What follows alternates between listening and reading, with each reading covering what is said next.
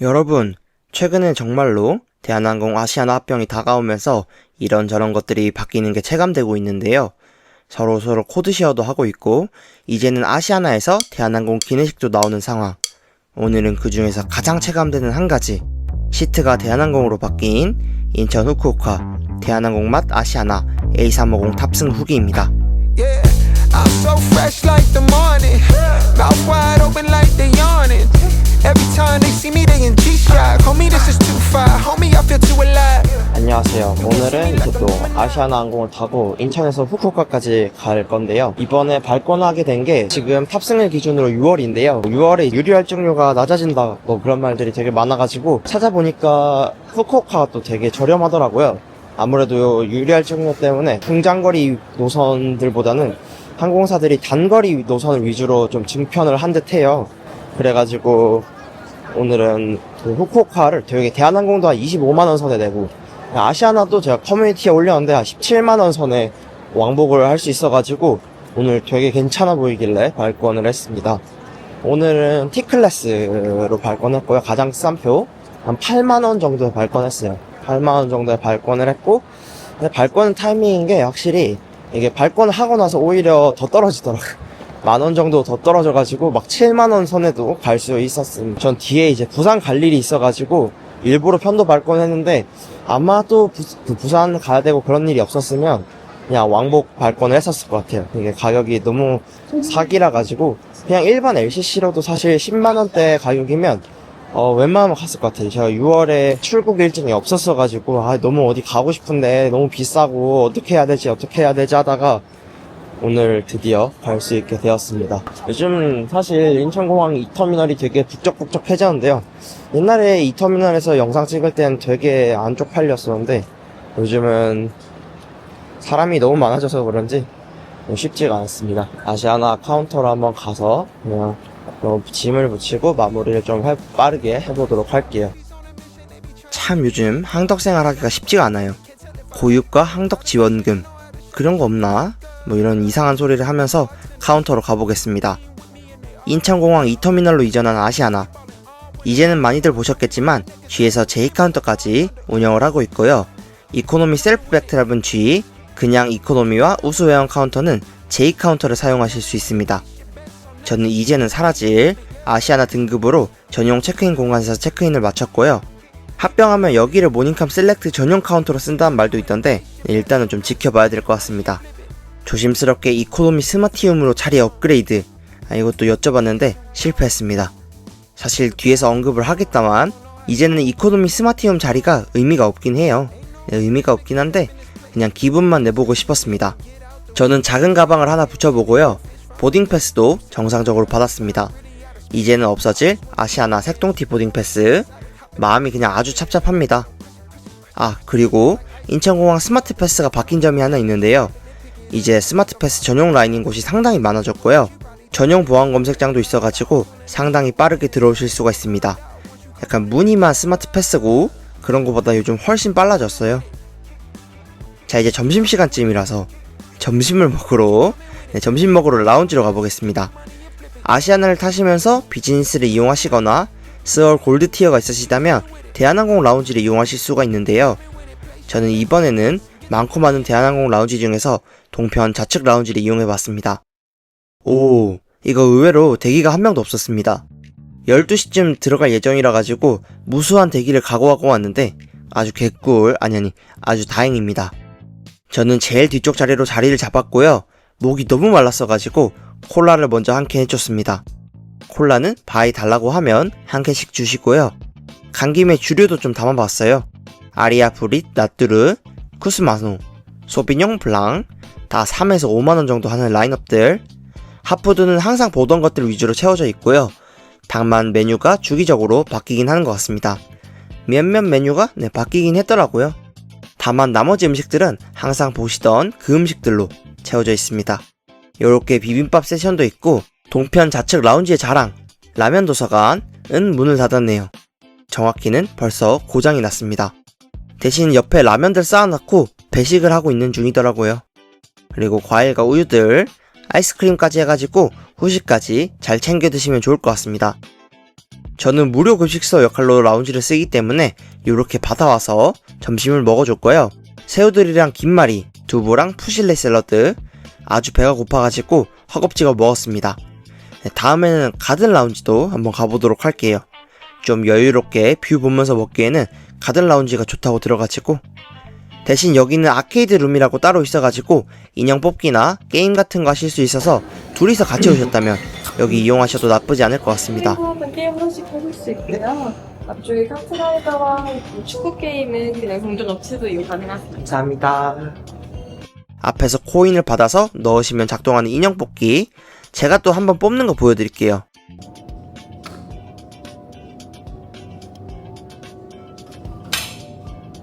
아, 여긴 기계가 좀 이상하네요. 아, 이거 여기도 기계가 좀 이상한데, 제가 예전엔 진짜 잘 뽑았었는데 어쩌다 보니까 실력이 너무 퇴화해버렸습니다. 기계가 조금 이상한 것도 좀 있긴 해요. 네, 뭐 인생 뭐 있습니까? 스파클링 와인 한 잔 받아가지고 요렇게 네, 잡소리 죄송하고요. 와인과 함께 새우 먹방을 찍은 다음에 아이스크림까지 하나 하고 드디어 라운지 음식을 끝을 냈습니다. 조금 시간이 남아가지고 이것저것 장난치면서 보다가 라운지를 나왔고요. 대한항공 라운지, 이제는 전세계 비즈니스 라운지 평균 이상으로 올라온 것 같아요. 주류도 그렇고 즐길거리도 그렇고, 막 라운지 때문에 이 항공사 비즈니스를 타고 싶을 만큼의 그 정도는 아니지만 확실히 예전보단 괜찮아졌습니다. 네, 이제 김해 라운지도 좀 이거 오케이 해보자. 네, 게이트까지 가면서 비행기 얘기 간단하게 해볼게요. 나가면서 또 비행기 얘기 간단하게 해보도록 하겠습니다. 오늘은 아시아나의 A350을 타고 가게 되고요. 아시아나가 후쿠오카에 현재는 2대1로 넣고 있는데요. 321 레오랑 350-900 이렇게 두 번 넣고 있습니다. 근데 321은 이제 새벽 6시에 출발하는 비행편이라 가지고 이게 공항에서 또 노숙하기도 좀 애매하고, 그래가지고 저는 오늘은 1시편이랑 가격차가 거의 없길래 그냥 1시편을 선택을 해서 나오게 되었습니다. 아시아나 A350이자 한 311석 정도 되는 규모예요. 그래서 비즈니스 28석에 대충 이코노미가 한 280석 정도 되는 규모인데, 후쿠오카가 생각보다 수요가 많나봐요. 대한항공은 77W, 777-300ER을 넣고 있고요. 아시아나도 350, 큰 것들을 넣고 있습니다. 거의 다 한 300석 넘는 애들이거든요. 그럼 도합 600석이 공급되는 건데, 이게 합병돼도 공급자석 유지를 해야 되니까 아마 이 정도로 유지를 계속 하지 않을까 싶습니다. 후쿠오카가 어떤 수요가 있길래 신기하네요. 물론 저는 뭐 덕분에 잘 가고 있는 것 같아서 괜찮은 것 같기도 한데, 그렇습니다. 아시아나 350 전 좋아해요. 개인적으로 대한항공이 787을 메인으로 밀 때 저는 오히려 아시아나 350을 탑승을 했거든요. 좌석 그 폭도 넓고, 787은 이제 17인치인데 얘는 18인치 정도 되는 좌석 폭도 있고, 간격도 사실 널널하고 해가지고 저는 개인적으로 350을 조금 더 787보다 좋아하는 게 있습니다. 오늘 게이트는 258번. 요쪽 끝이 약간 비행기 영상을 찍기가 엄청 애매해요. 이리저리 낑낑대면서 영상을 찍다 보니 보딩 시간 임박해서 우선 탑승 쪽으로 줄을 서주고요. 비즈니스 승객보다도 먼저 들어가겠네요. 약간은 부끄럽긴 한데 클린샷을 위해서 부끄러움을 감내하기로 했습니다. 네, 구독 한 번씩만 부탁드립니다. 자, 그럼 오늘도 들어가면서 비행 설명드리겠습니다. OZ134편 오후 1시 55분에 인천국제공항에서 이륙해서 1시간 30분을 날아 오후 3시 25분에 후쿠오카 국제공항에 착륙한 스케줄이고요. 오늘 비행은 앞서 말씀드린 아시아나의 효자 A350-900으로 비행하게 됩니다. 오늘 날씨는 부산부터 시작해서 일본 후쿠오카 쪽 기상이 좀 많이 안 좋아가지고 착륙 전후로 터뷸런스를 좀 조심해야 될 것 같습니다. 오늘도 간단히 비행을 설명드려봤고요. 앞에서 탑승권을 확인하고 들어갈 수가 있었습니다.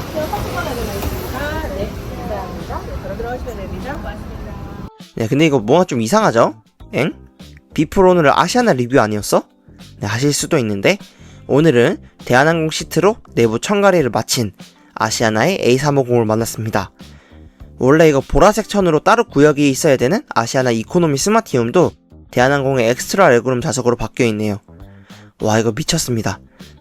시작하면서 아시아나의 사막색 시트라고 이거 습관적으로 말하려고 했는데, 오늘은 대한항공의 줄무늬 양말들입니다. 뭔가 눈물이 나올 것 같은 이 느낌. 원래 이거 뒤에를 지정해가지고 쓱 훑고 지나가면서 눈물 한 방울 흘려줘야 되는데 F 감성 집어넣고 일본 입국심사 뒤로 밀리는 게 좀 겁나가지고 오늘 제 좌석은 19알파 앞쪽 매우 앞쪽 창가를 지정했습니다. 앞쪽에서 봐도 대한항공, 뒤쪽에서 봐도 대한항공. 대한항공 777 후기형 모니터가 아시아나 A350과 비슷하게 생겼어요. 그래가지고 더더욱 제 기억속 어딘가에 대한항공과 비슷하게 생겼습니다. 여기서 보시면 대한항공인데요. 윙렛은 아시아나. 그냥 아시아나입니다. 창가 자리라서 화장실을 먼저 와봤어요. 대한항공 트레이드 마크인 검은 세면대가 아닌 흰 세면대. 덕분에 떼탄 게 확실하게 보이는 화장실은 확실히 아시아나네요. 다시 제자리로 돌아왔고요. 좌석부터 한번 보여드리겠습니다. 헤드레스트는 잘 접히고요. 좌석 간격은 여건이 세로로 왔다 갔다, 좌석폭은 여건이 가로로 여유가 있는 각각 스펙상 32에서 33인치, 18인치의 좌석입니다. 모니터는 여건이 세로로 물리는 스펙이고요. 오즈 엔터가 대한항공 천대기와 함께하는 이거 뭔가 좀 신기한 장면. 모니터 아래로는 겁나 느린 A타입 충전 포트가 달려있고요. 대신 바로 아래 저 두 자리 중 하나에 충전 포트가 달려있긴 합니다. 모니터 바로 아래는 그나마 셋빙인 리모컨이 달려있는 모습을 보실 수가 있고요. 요즘 이코노미 좌석들은 또 리모컨을 안 다는 추세더라고요. 좌석도 뒤로 잘 제끼고 가실 수가 있고 위쪽에 바람 나오는 부분은 이라고 할라 했는데 독서등이네요. 아래를 보시면 테이블은 두 번 접히는 테이블, 좀 더 아래에는 위생봉투와 함께 헤드셋이 하나 있고요. 면세 책자도 하나 있고 세이프티 카드도 있습니다. 오늘 기종 인증은 조금 의미있게 대한항공 시트들 사이에서 인증을 해볼게요. A350-900. 창밖으로는 또 저기 주기하고 있는 아시아나 A350을 보실 수가 있습니다. 벨트도 파란색, 대한항공. 이제 이륙하기 위해 기내 안전방송을 하시고요. 대단히 고맙습니다. 후쿠오카 국제공항까지 비행시간은 1시간으로 예상됩니다. 비행 중에는 항공기가 갑자기 흔들릴 수도 있으니 자리에 앉아 계실 때에는 항상 좌석 벨트를 매주시기 바랍니다. 저는 여러분을 안전하게 모시기 위해 최선을 다하겠습니다. 고맙습니다. 모두 저기 앉아 가시죠. Number 2 clear. Number 3 clear. Number 4 clear. 세이프티 비디오가 나왔습니다. 아직도 몇 년 전 영상을 사용하는지 참 마음이 아픈 이 현장을 저와 함께 보고 계십니다. 항공기 이제 푸시백을 하고요. 오늘은 또 지연이네요. 2분 지연입니다. 대한항공 321과 아시아나 350을 지나서 아시아나 항공기들이 가득가득한 이 터미널 여기를 지나면서 파란 벨트와 제 파란 주식을 보면서 저때 팔았어야 되는데 아무튼 오늘도 이륙해 보겠습니다.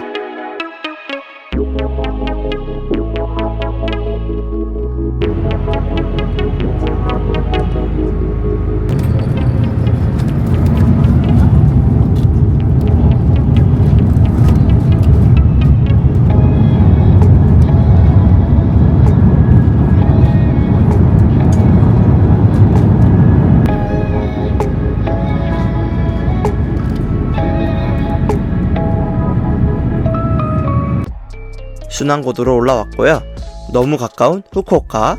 오늘 비행은 1시간이 남았습니다. 기내식이 나오기 전까지 면세품 광고가 계속되고 있고요.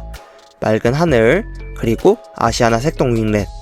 대한항공 합병이 되어도 아마 한동안은 이 아시아나 도장이 계속 유지될 것 같은데요. 얼마 전에 아시아나 화물기 부분이 에어제타에 인수되었을 때도 약간 요런 식으로 좀 짜치게 다녀가지고 아마 조금은 요런 애매한 모양새로라도 색동을 더 볼 수 있지 않을까 싶습니다. 아마도요. 좀 감상에 빠져 있다 보니까 기내식이 좀 밀리는 것 같아가지고 책을 읽어줬습니다. 이번에 전자책 파우치를 아시아나 이코노미 장거리 파우치에서 헤리티지 스마트 카드 만들면 주는 이 파우치로 바꿨습니다. 비행기에서 책 읽기. 저는 어릴 때는 영화를 많이 봤는데요. 가면 갈수록 난독증이 심해진다는 느낌을 받아가지고 비행기에서는 책을 읽는 룰을 정해가지고 책을 읽고 있습니다. 일이나 과제를 하거나 책 읽기 요것만 해도 장거리 비행이 잘 지나가더라고요. 암튼 기다리다 보니까 기내식을 서빙해 주셨고요. 단거리지만 한밀이 나왔습니다. 와규 비프 달걀 덮밥과 비빔 고추장, 수저 포크는 약간 군대식으로 주고 있고요. 따로 트래블 밀박스는 주진 않으셨습니다. 제가 오늘 트래블 밀박스 주나 안 주나 이거 하면서 고추장을 막 짜놓다가 양 조절을 실패했습니다. 좀 짜긴 했는데 사실 제가 평소에 좀 짜게 먹어가지고 맛이 나쁘진 않았습니다. 고기랑 해서 물을 좀 들이키면서 먹으니까 먹을만 했어요. 라운지에서 그렇게 먹었던만 또 밥을 다 먹어줬습니다. 아유, 배에 그지가 들었나? 밥을 너무 빨리 먹었는지 비행기는 이제야 부산을 지나고 있고요. 사실 부산에서 후쿠오카 이거 넘어지면 코달거리라 가지고 본을 잠시 하고 있으니 창밖에 구름이 많아졌습니다. 이제 일본에 거의 다 와가나 봐요. 를 위해 좌석 등받이와 발받침대 테이블을 제자리로 해주시고 좌석 앞 주머니에 넣을 수 없는 큰 전자기기와 꺼내놓은 책은 앞좌석 안에나 선반 속에 넣어주시기 바랍니다. 지금부터 기내 판매를 마칩니다. 물건을 구매하지 못하신 분께서는 양해해 주시기 바랍니다. 지금부터 창문 덮개를 열어주시기 바랍니다. 저도 방송이 나와서 책상을 바로 하고요. 엔터로는 자세한 위치가 보이지 않아가지고 구글 맵을 켜줬습니다.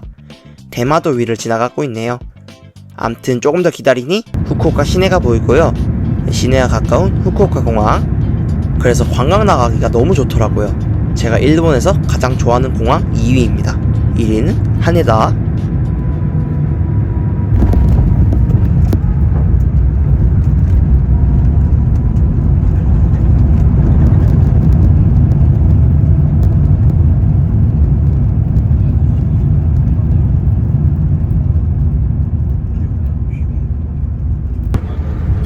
우리 비행기는 후쿠오카 국제공항에 도착했습니다.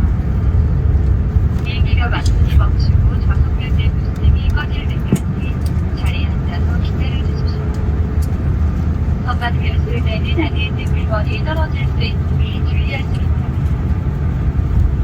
오늘도 서울하이언스 아시아나 항공을 이용해 주셔서 대단히 고맙습니다. 저희 팀원들이 앞으로 여러분께서 안전하고 편안하게 있는